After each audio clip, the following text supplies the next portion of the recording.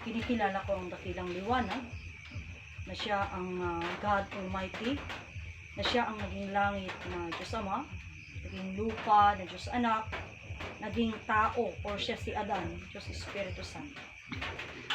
Kinikilala ko ang katangi-tanging nilikha ng dakilang Diyos, naging tao, siya si Eva, Diyos Espiritu Santo. Sa aming parte, kinikilala ko ang divino personal ng Diyos Ama. Siya si Amang Martiniano Managello Damagan Talosig, siya ang personal ng langit. Kinikilala ko ang divino personal ng Diyos Anak. Siya si Inay Maria Conchita Santiago Ilagan, personal ng lupa. Kinikilala ko ang divino personal ng Diyos Espiritu Santo, ang divino personal ng Diyos Espiritu Santa, na sila po ang pinagmula ng ating buhay at ng ating katawan. At sila din ang pagmumula ng walang hanggang buhay at walang hanggang kaginhawaan nating lahat. Ako po ay nagmula sa dalawang pag-ibig. Ang aking ama, si Dalmasio Wilma, at ang aking ina, si Wilma Dalmasio. Sa lahat po sa atin, God light po sa ating lahat. Ako si Alma. Nakatira sa ngayon sa Motherland 2nd Jerusalem, Barangay San Manuel, Nagilian Isabela, sa Cagayan Valley po kami, Region 2, Philippines. So, doon po kami, doon ako ngayon tumitira. Kaya nga sabi ko, nagkaiba yung salitang ngayon, pag i-claim ko na sa amin ibibigay yung kumbaga pagpapala, sasabihin ko doon sa amin, hindi dito. O, diba? So, pero dito ang pagpapala. At alam nyo po, dito po sa amin pong pagsasaysay, okay? Napakaganda po ng ating mga bagay na napag-uusapan po sa ngayon. So, napag-uusapan po natin, ang sabi natin kanina, pinag-usapan natin yung plano. Okay? Hindi ako alis dun sa usapan na yun, kasi plano tayo. So, may plano ang Diyos. Pero yung plano kasi na yun, hindi naman siya talaga yung gagawa, kundi tayo yung gagawa. Tayo yung gagawa. Bakit? Kasi tayo yung mag-move. Kagaya nito, ang Diyos hindi niya pwedeng sabihin, hello, ako ang Diyos. Hindi. Hindi. Kailangan tayo magsabi, siya ang Diyos. O, diba? So, tayo yung gagawa, hindi pwedeng siya. Bakit? Kasi kung siya yung gagawa, magiging wala na itong kumbaga sa cake, wala ng sweetness. Parang kagaya ng magulang. Kung ikaw mismo, should be mag-aral yung anak mo. Tama, ikaw na lang nag-aral para sa kanya. Yung karunungan mo sa pag-aaral mo, hindi mo pwede ipasa sa kanya. Kaya kailangan siya pa rin yung maggawa. Okay. Pero, being ang plano ng Diyos, plano pa rin ng Diyos, ang usapan. Ang usapan kasi dito, deserve ba natin yung plano na yon? Ano natin, kayamanan. Kayamanan. Kasi hindi naman po pwedeng, anak po ako ng Diyos, at tatanggap na po ako. Hindi ganun. Kailangan, di ba sabi kanina may papeles? May papeles. Pero kasi ang Diyos, hindi natin naiintindihan or hindi natin alam. Sa una pa lamang, sinabi na ang Diyos ay berbo. Ang berbo ay salita, bikas, wika. Sa ibang version, God is word. Kaya marami akong mga nakakausap. They are always telling na word of God. So sabi ko, paano mo sasabihin word of God o salita ng Diyos? Samantalang ang Diyos ay salita. Paano magsalita ang salita? Hindi po pwede magsalita ang salita. Ngunit ang salita, nagkatawang tao. Kaya sabi nga, word become flesh. So, ibig sabihin, naging flesh. Kaya nga dito, tinitingnan ko kanina. Human. So, kaya nga sabi ko, so being ito na, pag-usapan natin. How can we receive the plan of God? How can we receive? Sa amin po kasi, ang isang anak, kung hindi mo mapatunayang ikaw ay tunay na anak, wala kang mamalayan. Oh, wala kang mamanahin.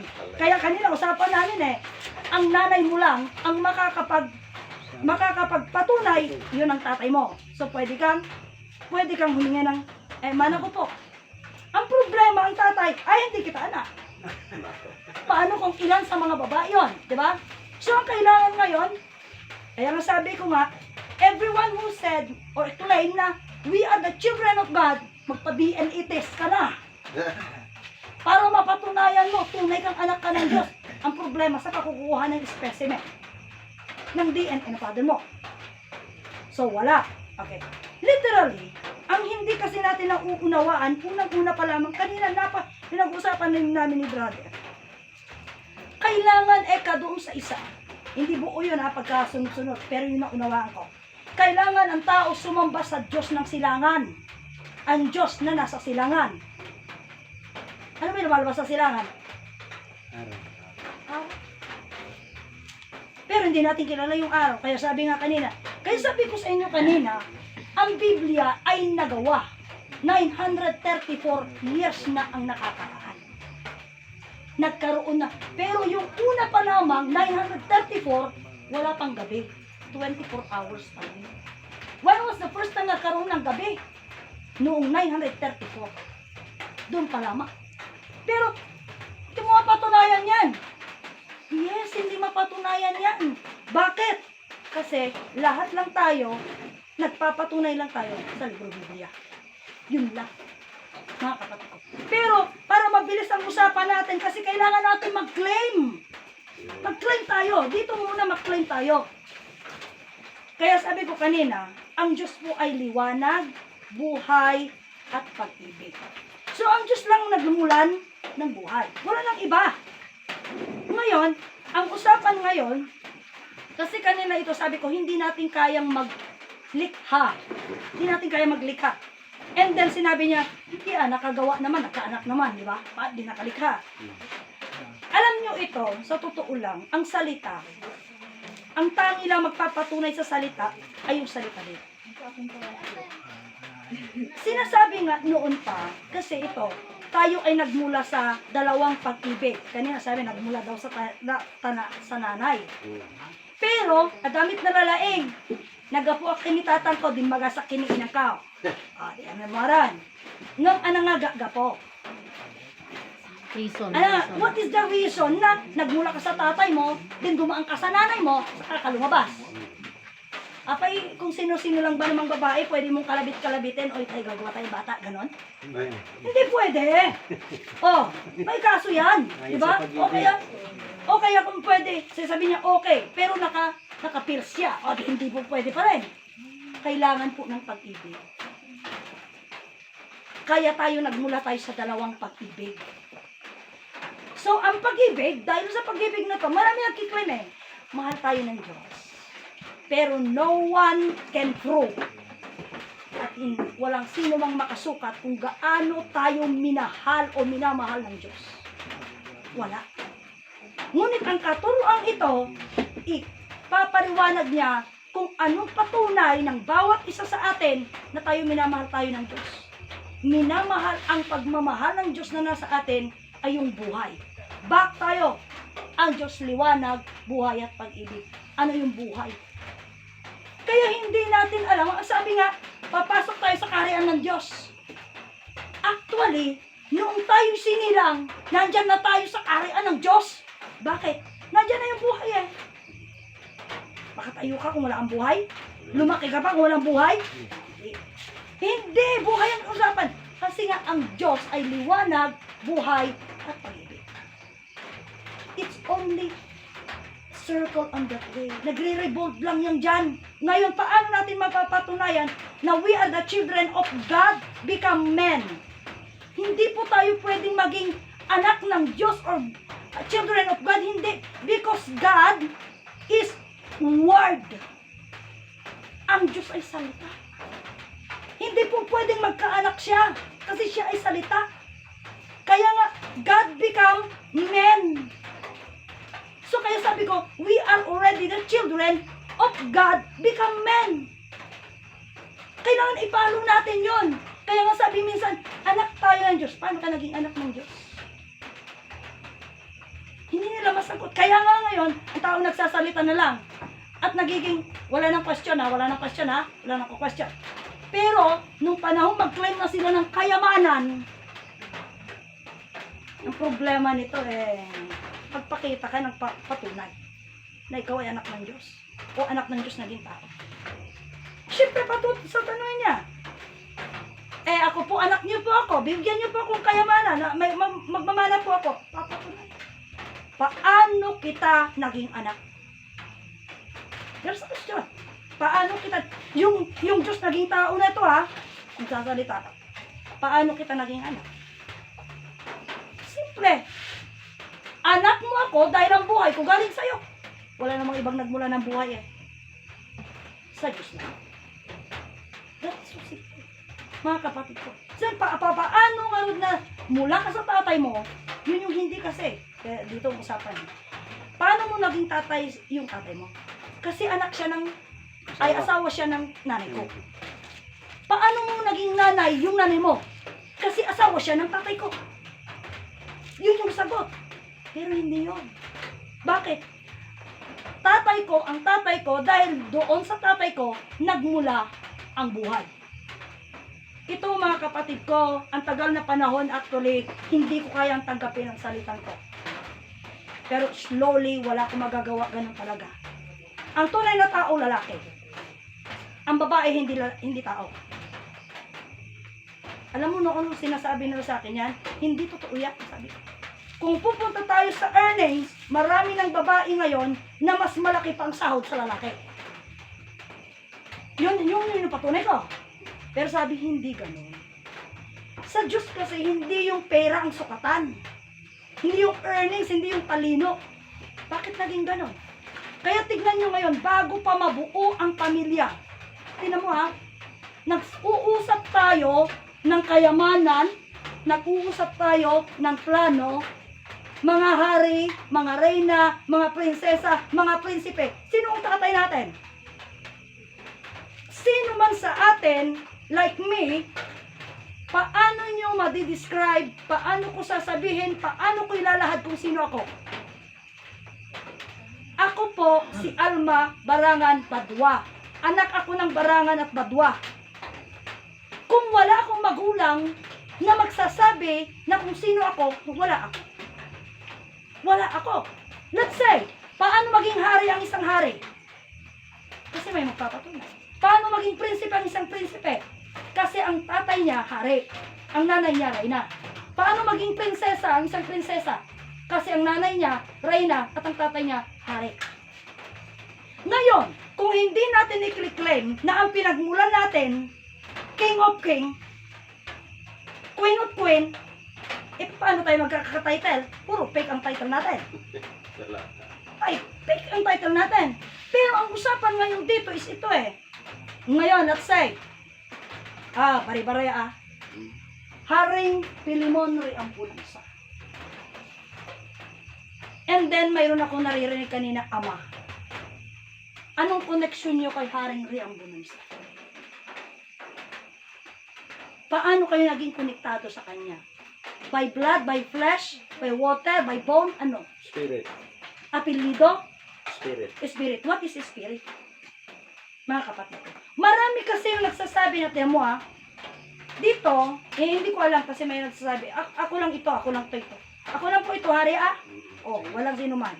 Sa amin kasi ang basehan ko, God Almighty, God the Father, God the Son, and God the Holy Spirit. Okay. So ngayon, ang God Almighty, yun yung sinasabi nila na lumikha o sinasabi nila na gumawa. So, bilang gumawa, ito medyo i-explore ko lang sandali. Kasi ito kino-question ko. We believe na ang Diyos makapangyarihan, di ba? Being ang Diyos makapangyarihan, let's say ito table. Makapangyarihan ako. Gagawa ako ng table? Yeah. Hindi ako gagawa ng table. Kasi makapangyarihan ako, table. So, hindi ako gumawa. Lumikha ako. There is a difference between gumawa sa lumikha. So, if we talk about God, kailangan likha. Hindi gawa. Kasi ang gumagawa tao. Kaya nga sabi ang plano ng Diyos, hindi siyang gagawa. Kasi hindi niya pwedeng gawin yun. Kasi ang Diyos hindi gumagawa, lumilikha. Kasi makapangyarihan siya. Ang tao makapangyarihan. Kasi nga, nakaplikha, no? Ang problema nito, ang kapangyarihan ng Diyos, unlimited. Ang kapangyarihan ng tao, limited. Kailangan nating tanggapin, limitado. Bakit limitado? Ang kapangyarihan ng Diyos ay ang kapangyarihan ng tao. Kasi hindi niya kilala kung saan siya nagmula. Hindi kilala ng tao kung saan siya nagmula. Andiyan na, buhay na. Hindi ganun. Kailangan may pinagmulan ang buhay. At kailangan pinagmulan ang katawan. So kaya nga sabi ko, in order na tayo po, no? Kasi ang kung titignan mo kasi sabi nga nila tayo, nagpo-focus tayo ng Pilipinas. Which is na, bakit ang Pilipinas? Kasi ang sabi nila, nasasabihin ko, ang Pilipinas daw kasi pinong-pino. Piling-pili ang Pilipinas. So, ibig sabihin nito, pag sinabi mo kasi, kanina kasi bansang nagbubunga. So, sabi ko kay brother, talagang nagbubunga ang Pilipinas. Imagine mo ang Pilipinas, napakaliit na bansa. May 7,107 island. 110 million ang Pilipino. Ang Australia, kontinente, 25 million ang tao. See? Di nagbubunga nga. Oh, kasi anong tawag sa anak? Fruit of love. Bunga yung may barok. Ano ka? O, diba? Ano ang anak? Bunga. Bunga ng pag-ibig. Mga kapatid, bunga yan ng pag-ibig. Kaya bunga tayo ng pag-ibig ng ama at ina natin. So in order na maklaim natin itong plano na ito na sinasabi natin, mga kapatid ko, we start within ourselves. Sa sarili muna natin. So, ano ito? Sa sarili natin. Kanina pa, word ng word, version ko lang to version ko to. Ang word by word, 12 gates. Bakit 12? Bakit hindi pwedeng 13? Bakit hindi pwedeng 10 lang? Hindi kasi 12. 12 block. Sa amin kasi, may tinatawag kami na 5 bukales, 7 virtudes. Or 12 apostoles. At ang 12 apostoles na yan, kahit wala kang libro Biblia, mahahanapan mo within one Bible. Ano to? Yung 7 nandito na sa ulo. O, 2 mata, 2 butas ng ilong, 2 tainga, at isang bibig. Ito 7. Mga ko. Yung 5, ito na. 2 kamay, 2 paa, isang katawan. Nagsama sa 13 ang kapitan. Nagkapitan, nagdikitan ang katawan. So nandun, kaya nga sabi ko sa inyo, may andun na sa atin. Kung sinabi na mayroong 60, no? May 60 na sabi kanina from Adan and then down nagkaroon ng 60. Okay.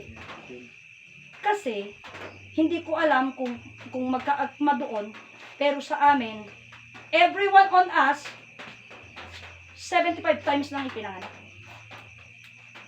75 times na tayong pinanganak. Kaya, wala nang bata ngayon. Pare-parehas na po tayo. 2020 years old na po tayong lahat. Huwag na kayong piling bata. Talagang matatanda na tayo.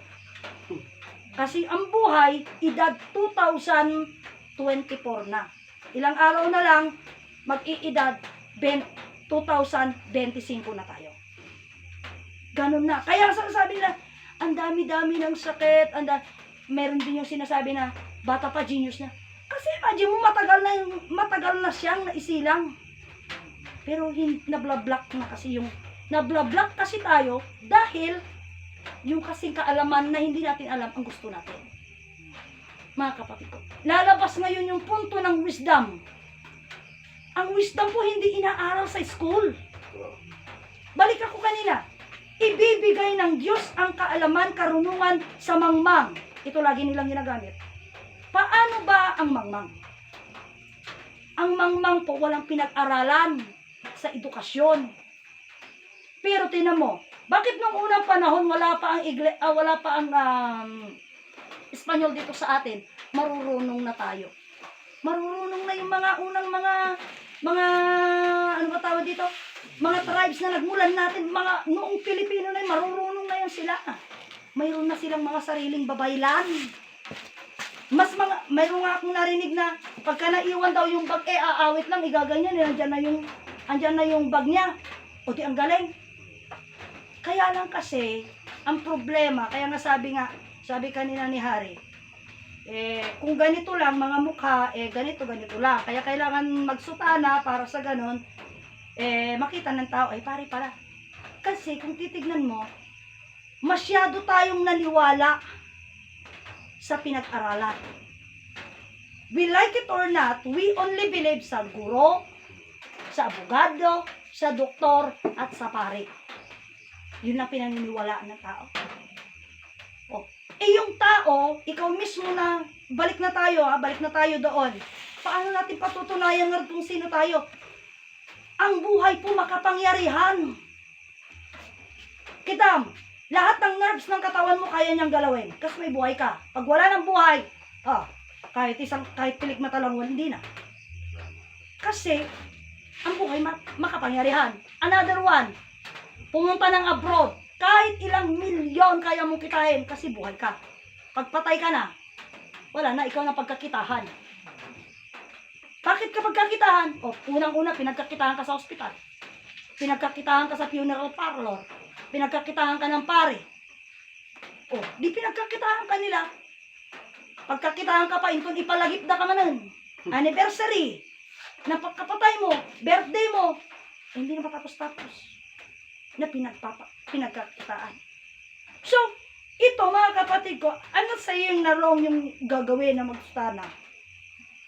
Kaya nga sabi, sa atin yon. Sa atin yon. Maybe we can say na love of our countrymen, love natin sa bayan, kasi we like naman sila na, malaman din yung katotohanan. Nung amuyo, tinakasaksakit. Manuagi na mabati lang, 144,000. Ang maiwan lang. Ang Pilipino, mga kapatid ko, is 110 million na tayo. Awampay may 1 milyon doon sa matitira. 144,000. Wala pang milyon yun. 144,000. Awampay kagudwa, 80 milyon. Kasi ang kalahati ng milyon is 500. Di ba nakakalungkot? Paglabas natin ng Pilipinas, 8 billion na ang tao. 144 lang. 1,000 ang matitira. Malungkot pa rin. Pero wala tayong magagawa. Kasi eka nga nila, ang natatakan na. Ang mahalaga, we do our part. Diba? We do our part lang na gawin ito, mga kapatid ko. Kaya nga, minsan, itong katuruan na ito, iisang Diyos, langit, lupa, adan, kapsat, ito yung isa we never recognize. Hindi natin ma-recognize. Yung saan tayo nagmula, yung langit, lupa, adan, kaya sabi nga kanina, maraming matatalino. Maraming matatalino, pero mga matatalinong yan, walang alam sa kwento ng Diyos at kwento ng sarili nilang katawan. Sarili ng buhay at katawan. Mga kapatid ko. Lalong-lalo na yung pinagmulan. Pinagmulan po natin. Kaya nga masabi nila, ang Diyos sumasayo, awan Father, uray kapkapam, dari bulsak. Pero ang totoo niyan, God is with us kasi yung God na yan sinasabi natin, yun yung buhay natin. Yun yung buhay po natin. Kaya nga isa sa mga pare, si Father Rosales. Sabi niya, nanalangin ako. Amami, sumasalangit ka. Nasaan kaya? tingin, kailan kaya yan tatanawin ako naman ng Diyos? Ang tagal ko nang nagnanalangin, Ama namin, hindi ko pa nakita yung Ama na yon. Paano mo makikita? Yun yung buhay mo. Alam ba natin? Kaya nga sabi nga nila, kaya mong pagsinungalingan Ang kapumutan. ang kapwa mo tao, pero hindi mo pagsisinungalingan ng Diyos. Bakit? Kasi kasama mong gumawa ng tama at gumawa ng mali. Pero hindi natin kilala. Hindi natin alam. Bakit tayo napariwara? Kasi hindi natin kilala yung Diyos. Tignan mo, ito lagi kong kinukwento. Ang isang bata, ang bili ng nanay niya, anak ko, huwag kang magnanakaw ha, magagalit ang Diyos. Nung pumunta ng school, mga kapatid ko, ang tagal niya nang tinitignan yung napakagandang lapis ng classmate niya. Nung umalis yung classmate niya, ninakaw niya. Wala namang Diyos na nagalit. So, tatana ng buhay niya, nagnanakaw siya, wala pa rin taong nagagalit. Wala pa namang Diyos na nagagalit. So, sabi niya, hindi totoo yung Diyos. O kaya ginawa niya lahat ng kamalian.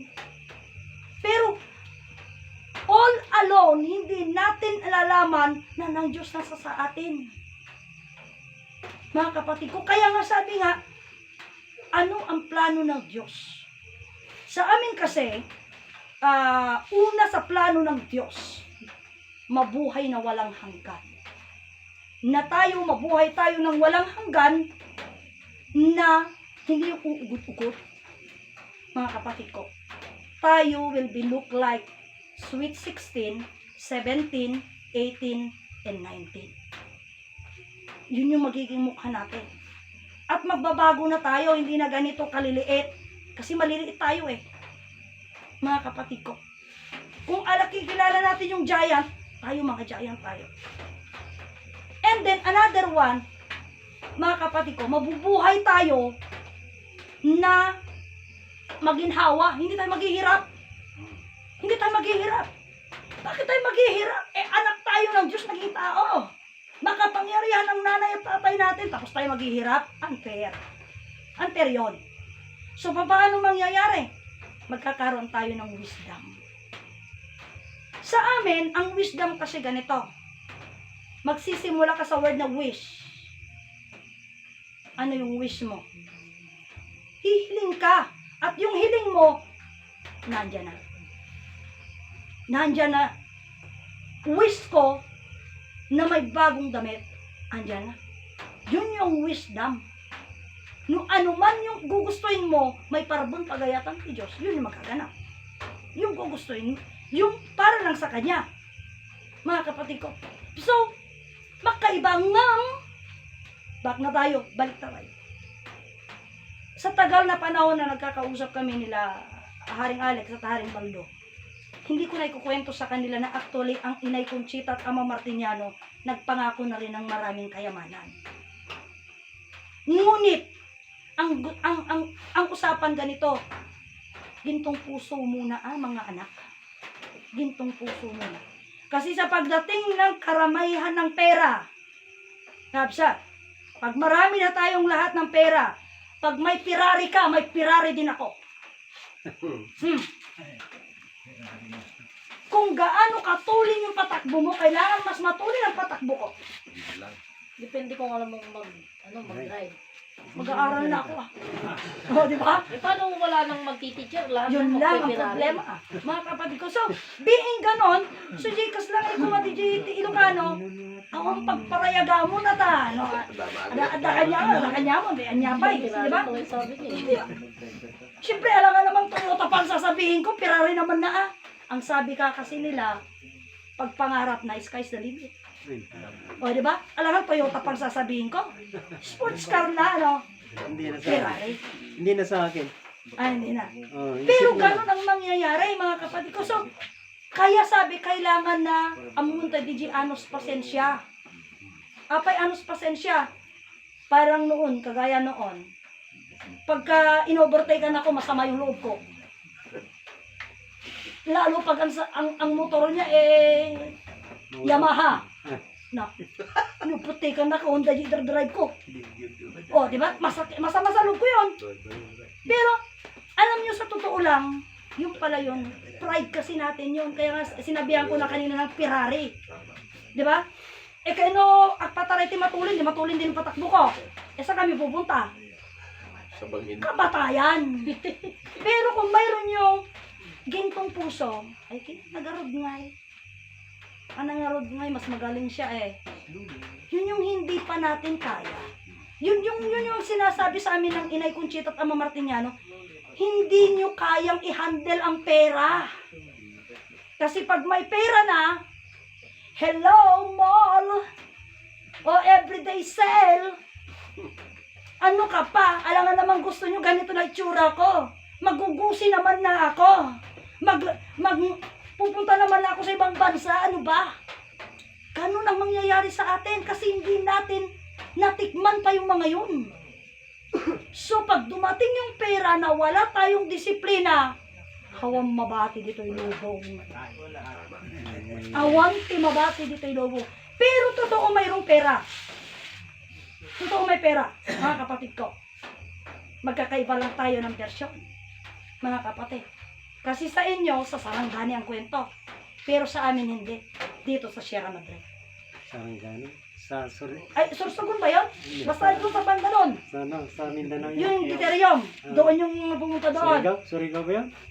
Basta doon kahit saan na doon na, basta Pilipinas pa rin. Pero sa amin, ang kwento ng Inay Conchita namin, dito Sierra Madre. Sierra Madre yun. So, ang Sierra Madre, sabi, langis yun. Langis. Kaya nga sabi, yung himno kasi namin, ti kayo binalangatan dati kabakiran. Ti baybay kinumpas ti panakot siya. Doon naman sa punto ng Philippines, my Philippines, I love my own, my native land. Andun naman na sinasabi doon na, doon sa second, ang sabi niya, there is a promise from the east. Because there is a chosen God, chosen son of God. So, daya pa'y lata. Hangapar is, kakabsa, islaan. Is. Daya lang ay, daya. So, ijay punto na. So, nga sa bali man DJ pasot, ijay na ipangako kanyayo. Kat sa bali istorya na, pares pa lang korta sa ritaan. Pares pa lang langis ang usapan. Kasi ang usapan doon, kaya di ba maalala mo yung kwento mo sa akin na kunana ni Mother Roseng kanya. Marami daw tong tao dito, sarap. Lahat daw yan tao. Tapos tinanong mo siya, bakit naman po darating ang mga tao dito? Tapos sabi na niya, bakit anong kala mo sa akin sinungaling? Nagtatanong lang ako bakit dadami ang tao sa motherland. Sasabihin ba namang ano paglagay mo sinungaling ako? Hindi ganun. Kaya nga sabi ko, iba yung nakikinig at nakarinig lamang ng sabi-sabi dun sa talagang nakaalam sa kwento. O diba? Talagang iba. Kasi pag tinanong mo, bakit po dadami? Bakit ano kala mo sa akin sinungaling? Kasi ayaw niya nang sabihin kung ano yung katotohanan. Yung kwento kung bakit. Hindi niya alam. Hindi niya alam yun. Or maybe talaga hindi niya alam. Hindi niya alam. So, kumbaga parang, ito kasi, alam niyo sabi ko nga sa inyo, avid listener ako. Noong first time, how many times nakausap ko, kung namasyal kayo doon nila Haring Ligutom. Yun lang plano natin na pumunta ng promise na hindi naganap, ano? Hindi naganap, bumagyo eh. Hindi kami nakapunta kasi gusto niyang makita daw yung trono. Yun yung ano, pero bumagyo. Ang sabi niya, there is no such as things as coincidence. Everything has in the plan. Ano yon? Awan ti mapasamak nga aksidente lang. Kasi na dito, aksidente lang, nakikita tayo dito. Haan nga aksidente. Ang aksidente lang. Tapsat, it's already in the plan. Ngunit, ito po, isa-isa-isay ko, titignan na lang natin yung sarili natin. Ang sabi ng Inay Conchita, ang napili ay sadyang napili na. Ngunit ang napili, na sadyang napili na sadyang hindi sumunod, ay sadyang mapapalitan. Ah. Kaya sabi kanina ni Hari kasi lahat tayo natatakan na, binibilang ko, kaya tayo. Kaya tayo, binibilang ko, dito lang sa loob na bibilang ko, hindi ko mabilang sa labas Nako. Hindi ko mabilang kasi hindi ko alam kung ilan sila sa labas So dito lang nabibilang ko.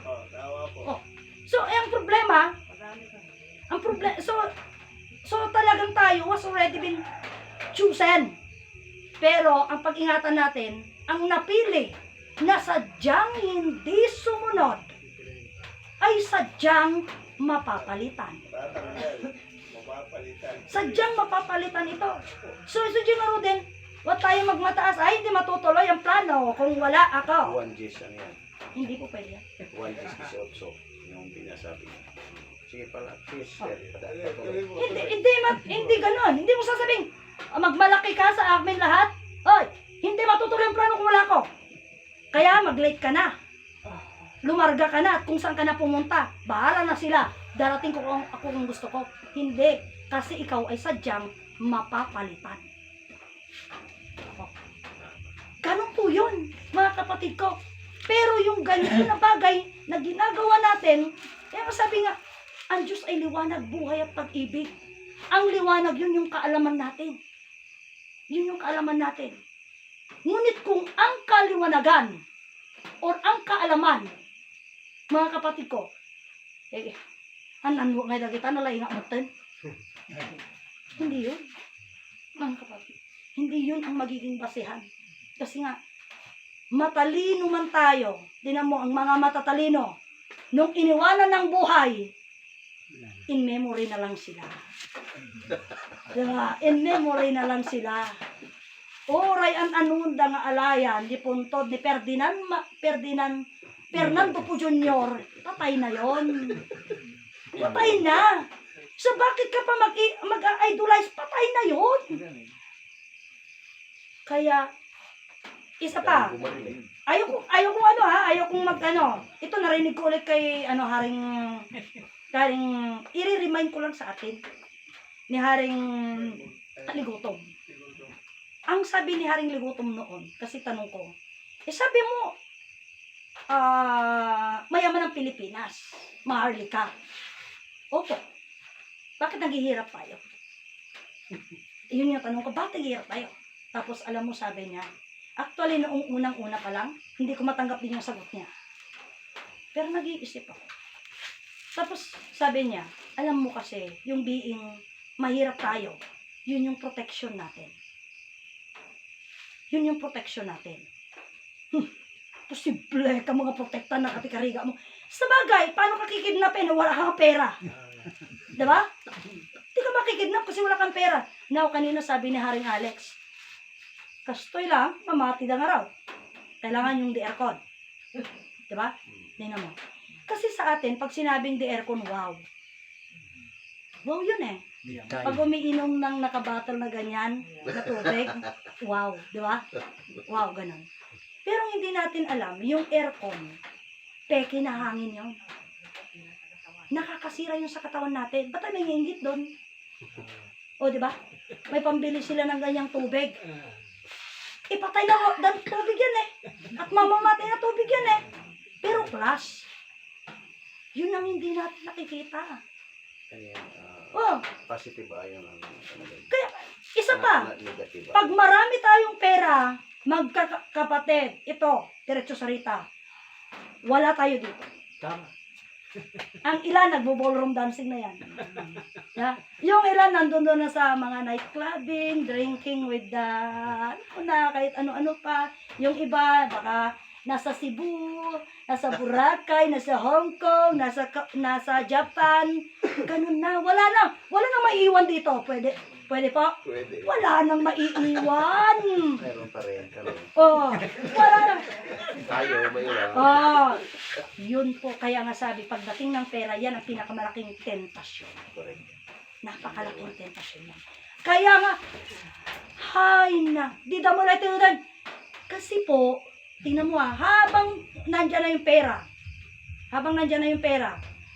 maganda, wala pa yung pera, maganda pa yung usapan natin. Kaya nga nagkakagulo sila sa Senado eh, Mm. sa Kongreso eh.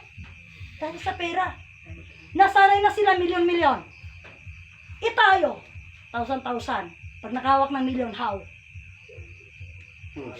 Mayroon yung mayroon yung blapping kasi ng pera. Parang ako noon, alam mo, sabi ko, anong pakialam ko sa'yo? Hindi naman ikaw bumubuhay sa akin, hindi naman ako kumukuha ng pagkain sa'yo. Hindi, kasi pag may pera ka, hindi ka magpapakumbaba. Kaya mo lahat. Oo, nandoon yun. So that is why na ito ngayon, pero ano yung mga bagay na magbibigay sa atin ng pagkakaisa? Ano yung makakapag-control sa atin? Makapag-control. Kasi nga, ano yung kwento kanina?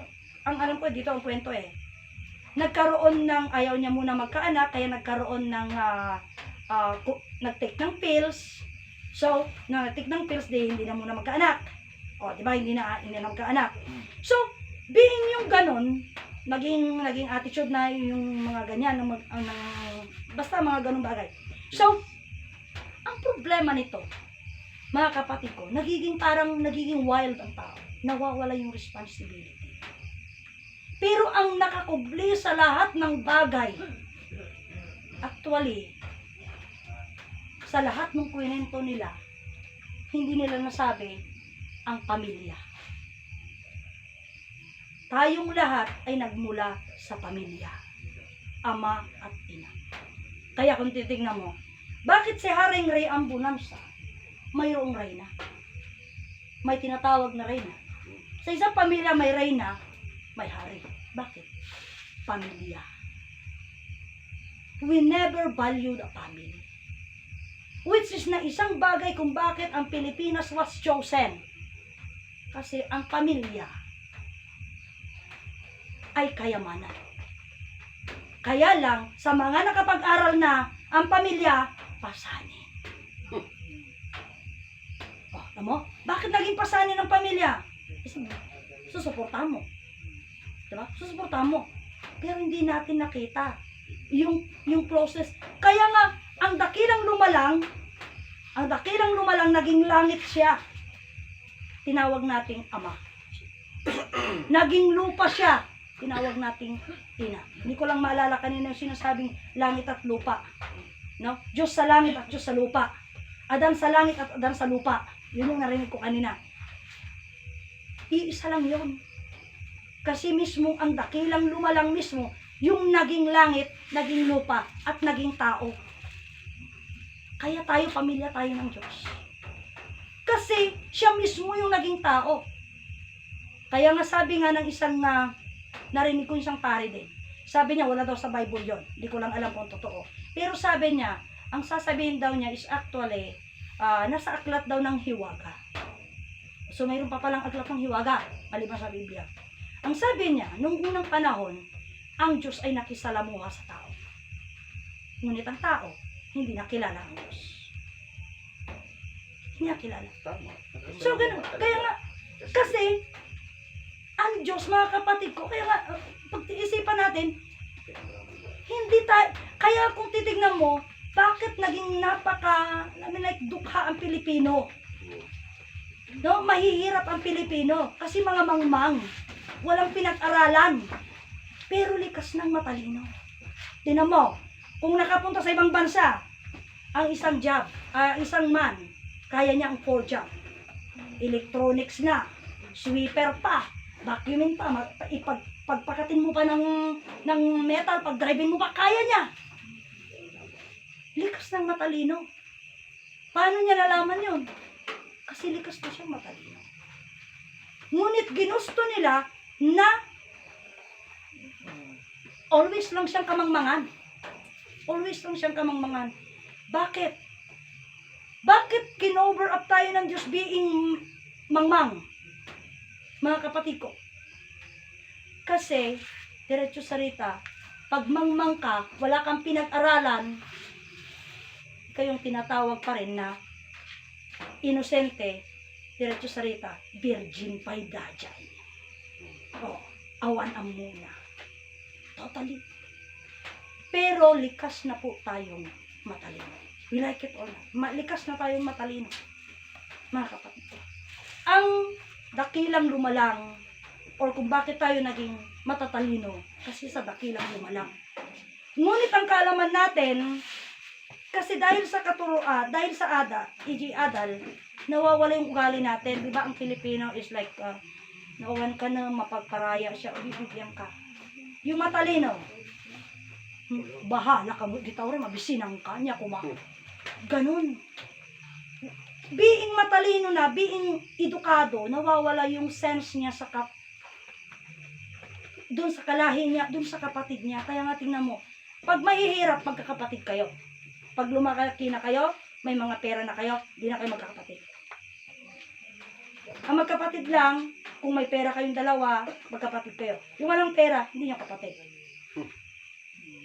Ganun ang naging ugali ng tao. Kaya hanggang ngayon, God always protect us. Kaya nga sabi nga nila, noon kasi, kay Ama Martiniano, ang usapan kasi dyan, masagana 99. Maibibigay na yung agnanayong nga namay, kayamanan. Yan na yung maraming pera na. Sa parte ng 1999 supposyon. Pero hindi naganap. 2024 na, 2025 na pa nga. Bago So, 20th century. Bago 20th century, matatanggap na sana natin. Yung And then sweet 16 na suppose. No? Wala nang pupuntang sa ibang bansa na magpapakahirap or whatever. Kaya lang, ang problema, hindi natin kaya. Hindi natin kaya. Anong nahangin? Kaya nga sabi ko sa inyo, we cannot handle the money. Hindi natin kayanin yung pera. Hindi natin kaya. Tingnan mo nga lang, magbibigay lang ng ayuda, pipila ng lahat eh. Magkakano lang yun? 500. Oh, imagine mo yun? O, pipilahan mo? Imagine mo? Ganun lang kababaw natin.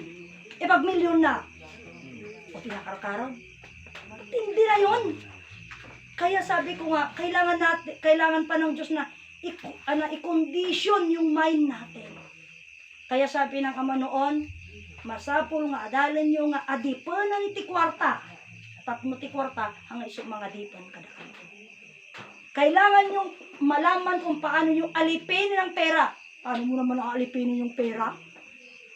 Eh, ang pera pag nandyan, magwawala yan. Sabi niya, uy, punta tayo sa mall. Oh, uy, mamasyal tayo. Yun yung bagay. Kaya inaalipin tayo ng pera. Mga kapatid. So ngayon, mga kapatid ko, being inaalipin tayo ng pera, mga kapatid, kailangan nating alamin kung paano natin alipinin naman yung pera. Paano kaya? Pag marami na akong pera, gagawin kong unan ko. Pwede kaya yun? Oh.